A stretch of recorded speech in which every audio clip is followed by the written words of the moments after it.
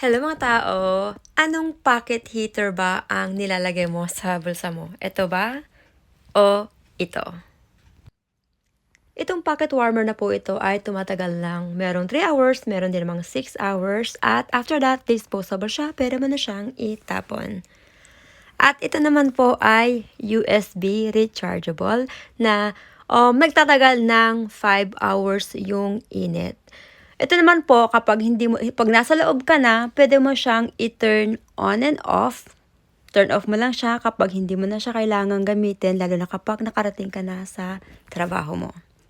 Sa sobrang lamig naman talaga dito guys, hindi pwedeng wala kang pocket warmer na mahahawakan dahil kapag naghihintay ka ng bus or train or long walking papunta sa work, sobrang maninigas ka sa lamig.